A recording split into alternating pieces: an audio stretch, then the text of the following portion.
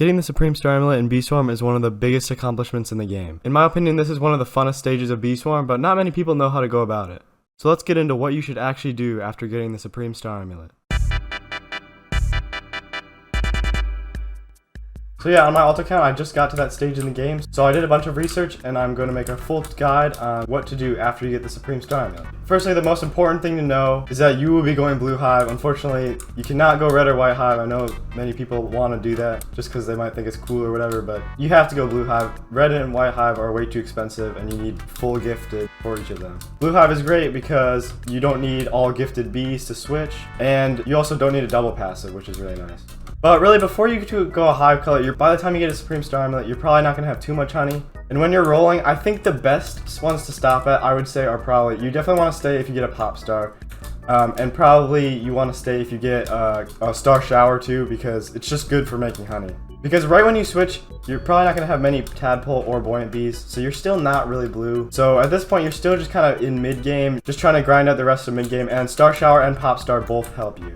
And as you're getting more and more honey, I would recommend spending most of it on just getting new buoyant and tadpole bees. And I just did a pretty big boost actually. If you guys see, I have honey day on. I probably shouldn't have done it now, but I'm just trying to get this to fuzzy hive, so I don't care too much. But yeah, I just did a big boost during my honey day. And I know you guys like to see me gamble on my videos, so I'm just going to do that right now. I'm just going to straight up spend 500 billion. Actually, I'll do 400 billion. So when you're rolling, you really want to stop at buoyant bees and tadpole bees. And then if you're going for a fuzzy hive, you might as well stop at the fuzzy bees as well. We got the Until Mythic on. We got 400,000 royal jellies. Let's hope we can get some good stuff. As you're switching, just start getting rid of red bees and bees that are not good for blue hive. If you're curious which ones aren't good for blue, just look up a blue hive guide and you'll get a pretty good idea. Okay, nice. We got a fuzzy bee. That was a lot though. Tadpole bee, nice. Tadpole bees are probably going to be the best because when you have Pop Star, you're trying to get your bubble blowed up, and if you don't have a lot of tadpole bees, you're not going to be able to do it. Another tadpole bee, let's go.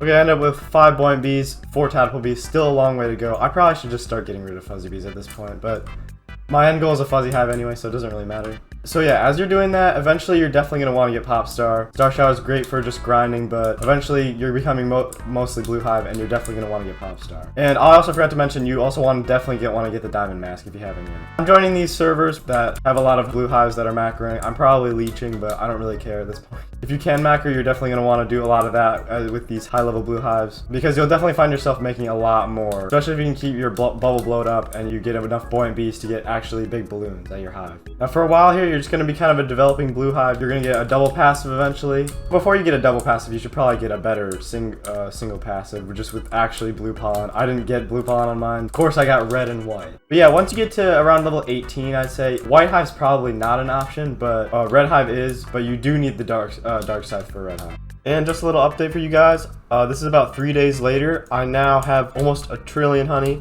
And my hive is also like level 14, so that didn't take very long at all. You can make production pretty fast at this stage in the game. Also, I'm able to get bubble blowed up just with my macro now. I started getting it around like 7 tadpole bees, so that's probably when you'll get it too. Although if you have a gifted one, you'll probably get it faster. And lastly, if you have an alt account and it was Blue Hive before, make sure to donate those bee quips across, because I had a lot of pretty OP ones. Like this Camphor Lip Balm had so much extra bubble pollen, and I had 2 pretty good pine cones. So yeah, if you have blue bee quips on your main account, you should definitely give it to this account.